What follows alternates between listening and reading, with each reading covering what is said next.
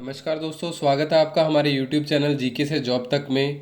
इस वीडियो में मैं आपके लिए लेकर आया हूँ 17वीं वन रिपोर्ट का यह दूसरा पार्ट है। काफ़ी ज़्यादा मेहनत से इस वीडियो में मानचित्र और चार्ट के द्वारा आपको बहुत अच्छे से नोट समझाए गए हैं। चलिए फटाफट से अपने जो पहला पार्ट है उसके पन्ने पलट लेते हैं। तो ये अपने फर्स्ट पार्ट में कंप्लीट कर चुके हैं। आपने अगर नहीं देखा तो आप डिस्क्रिप्शन में लिंक है, आप उस वीडियो को देख लीजिए। तो चलिए अपने जल्दी से जो इसका वन रिपोर्ट है 17वीं, उसका सेकंड पार्ट शुरू करते हैं। 17वीं वन रिपोर्ट के अनुसार जो वनों का वर्गीकरण है वो दो प्रकार से किया गया है, प्रशासनिक आधार पर और जलवायु के आधार पर। तो सबसे पहले अपने प्रशासनिक आधार पर जो वनों का वर्गीकरण है उसे इस चार्ट के माध्यम से समझ लेते हैं। तो वनों को तीन भागों में बांटा गया है। सबसे पहले आरक्षित वन है प्रशासनिक आधार के। दोस्तों जो आरक्षित वन है वहाँ पर पशुचारण और जो कटाई है वो नहीं की जा सकती, इसके लिए मना होता है। आरक्षित वनों का जो क्षेत्र है राजस्थान में वो 37.05% है। सर्वाधिक जो आरक्षित वन है दोस्तों वो उदयपुर जिले में है और न्यूनतम जो आरक्षित वन है दोस्तों वो बीकानेर जिले में है।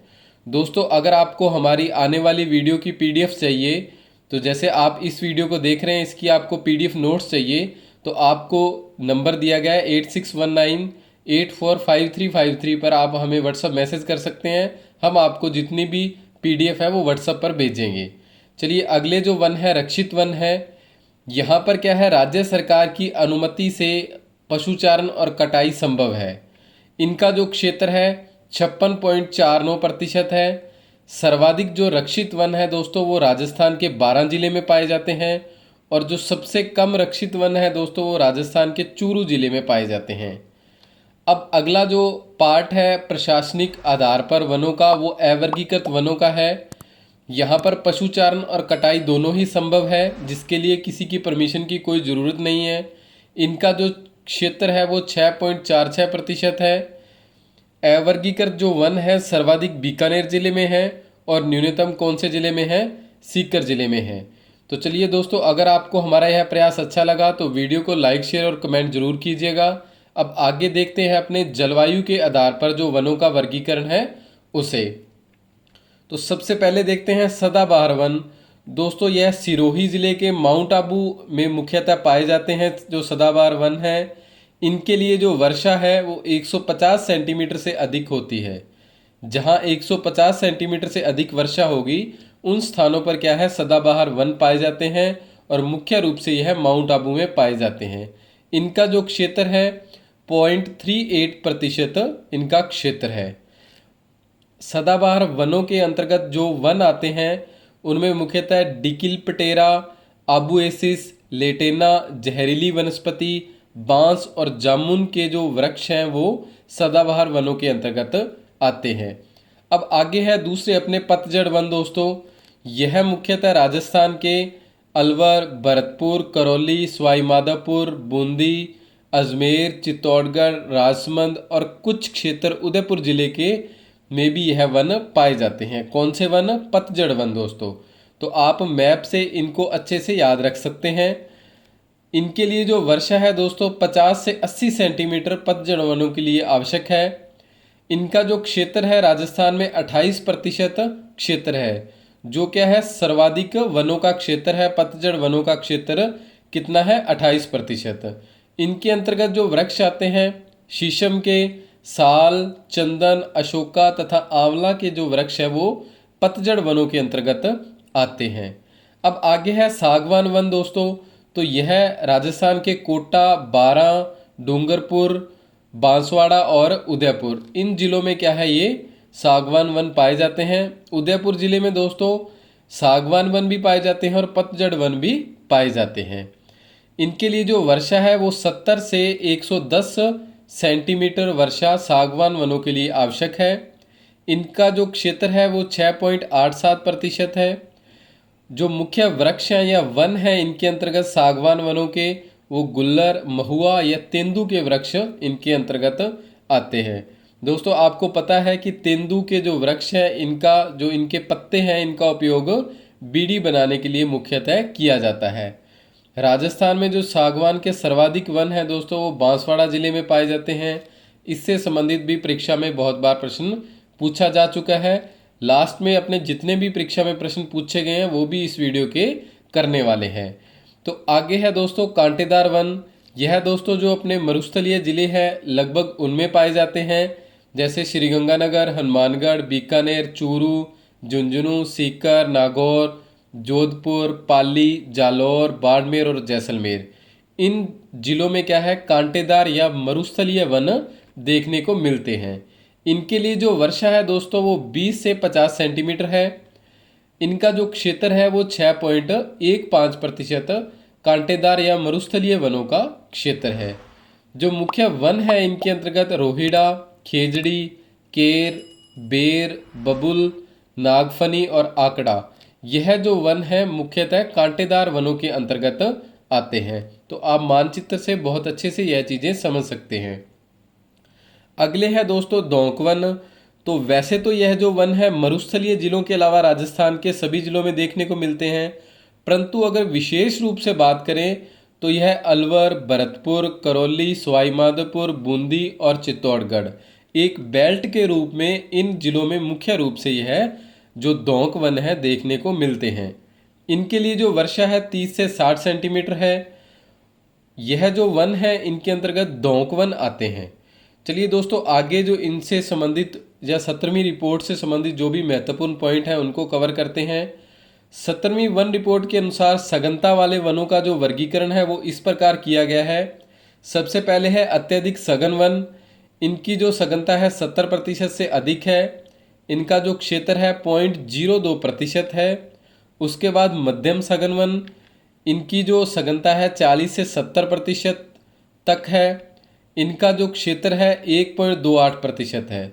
यहाँ दोस्तों 40 से 70% है। आगे है खुले वन। इनकी जो सघनता है दोस्तों 10 से 40% तक है। 40 से अधिक नहीं है, 10 से 40% है। ये एक टाइपिंग मिस्टेक हुई है दोस्तों, तो इसे आप थोड़ा सा सुधार लीजिएगा। इनका जो क्षेत्र है 3.57% सघन वन के अनुसार खुले वनों का है। अब अगर अपने राजस्थान में कुल सघनता के हिसाब से देखें तो आप अगर इन तीनों का टोटल करोगे तो 4.87% कुल सघनता है। राजस्थान में जो वनावरण है दोस्तों कितना हुआ, 4.87%। अगर अपने वर्ग किलोमीटर में देखें तो 16,655 वर्ग किलोमीटर वनावरण हुआ राजस्थान में। अब दूसरा है दोस्तों वृक्षावरण। इनका जो प्रतिशत कितना है, 2.56%। वनावरण का कितना था, 4.87%। वृक्षावरण है दोस्तों, अगर इसका वर्ग किलोमीटर में देखें तो 8,733 वर्ग किलोमीटर वृक्षावरण है। अगर अपने इन दोनों का टोटल करें तो प्रतिशत में 7.43% और वर्ग किलोमीटर में जो वनावरण व वृक्षावरण है 25,388 वर्ग किलोमीटर वृक्षावरण व वनावरण होगा। प्रति व्यक्ति अगर अपने औसतन वनावरण व वृक्षावरण देखें तो 0.037 हेक्टेयर प्रति व्यक्ति वनावरण व वृक्षावरण है। दोस्तों अगर आपको वीडियो अच्छी लगे तो प्लीज़ आप लाइक ज़रूर कीजिएगा। आपको वीडियो के नीचे जो व्हाट्सअप नंबर दिया गया है आप उस पर व्हाट्सअप मैसेज कर इसकी PDF भी प्राप्त कर सकते हैं। अब वनों से संबंधित दोस्तों जो मुख्य योजनाएं चलाई गई हैं, सबसे पहले सामाजिक वनिक योजना है जो 1985-86 में चली। उसके बाद वनिक विकास योजना है जो 1995 में चली। उसके बाद वनिकी कार्य योजना जो 1996 से 2016 तक चली। आगे चौथी जो योजना है प्रमुख राजस्थान राज्य वनिकी और जैव विविधता योजना 2013 में शुरू हुई।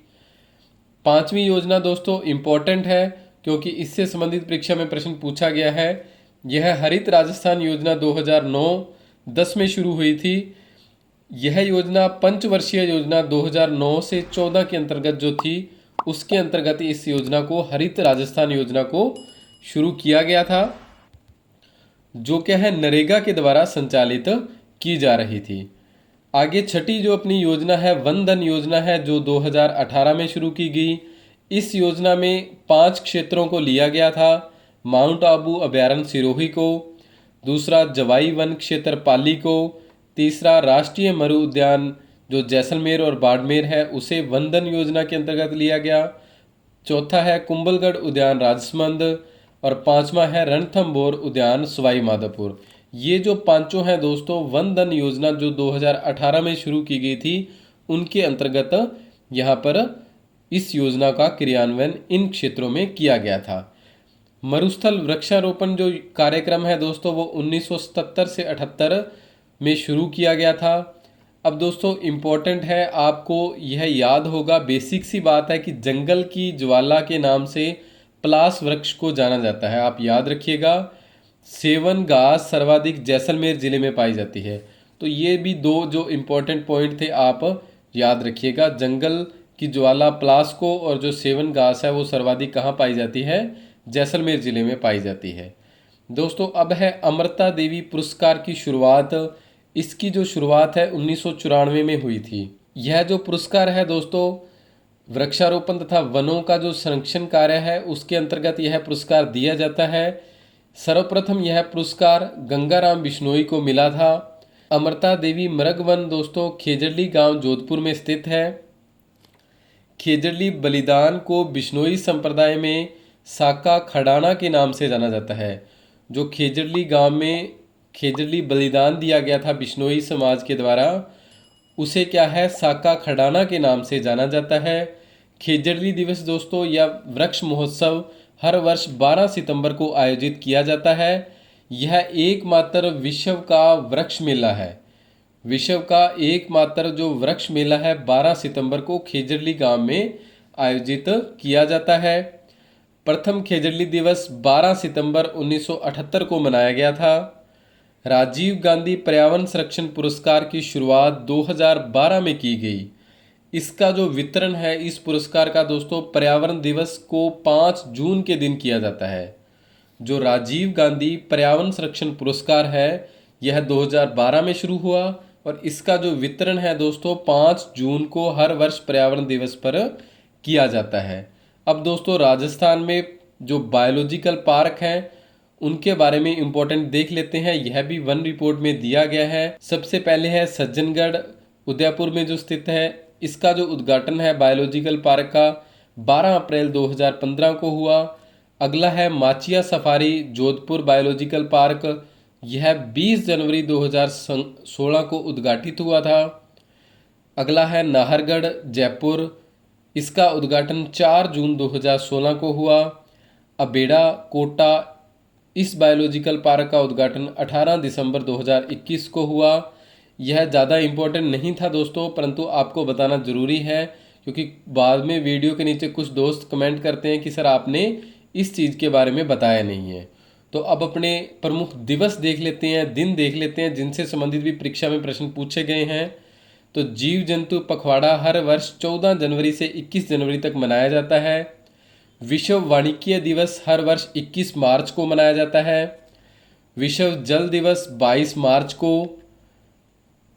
विश्व पृथ्वी दिवस 22 अप्रैल को। विश्व जैव विविधता दिवस 22 मई को। विश्व पर्यावरण दिवस 5 जून को। वन उत्सव जुलाई और अगस्त माह में मनाया जाता है। विश्व मरुस्थलीकरण दिवस हर वर्ष 17 जून को और विश्व ओजोन दिवस हर वर्ष 16 दिसंबर को और वन्य जीव सप्ताह हर वर्ष 2 से 7 अक्टूबर तक मनाया जाता है। तो दोस्तों आपको पीडीएफ चाहिए तो आप इस नंबरों पर व्हाट्सअप जरूर कीजिएगा। दोस्तों ये जो प्रमुख अधिनियम है ये भी आपको याद रखने हैं। सबसे पहले है बाघ संरक्षण अधिनियम, यह 1973 में बनाया गया। क्रोकोडाइल अधिनियम 1975 में बनाया गया। वन संरक्षण अधिनियम 1980 में बनाया गया। पर्यावरण संरक्षण अधिनियम 1986 में और हाथी संरक्षण अधिनियम 1992 में बनाया गया। तो ये 5 प्रमुख अधिनियम थे जो आपको याद रखने हैं दोस्तों।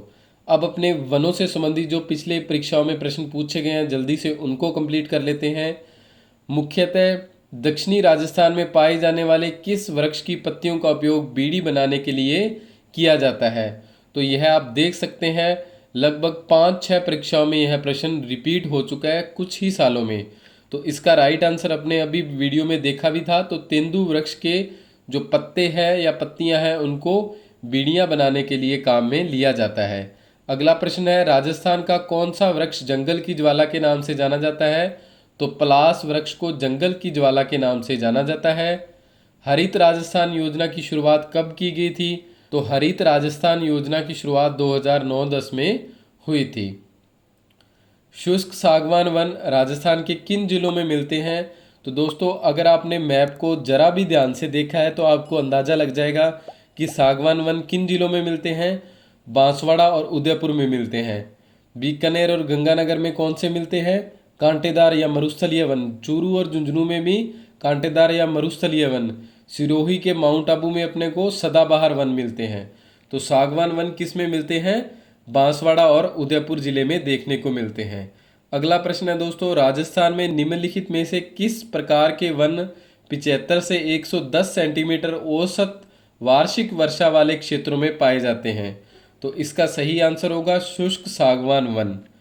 तो अंतिम प्रश्न है दोस्तों इस वीडियो का, इमारती लकड़ी के लिए प्रसिद्ध सागवान के वन किस जिले में सर्वाधिक पाए जाते हैं? तो बांसवाड़ा जिले में सागवान के सर्वाधिक वन पाए जाते हैं।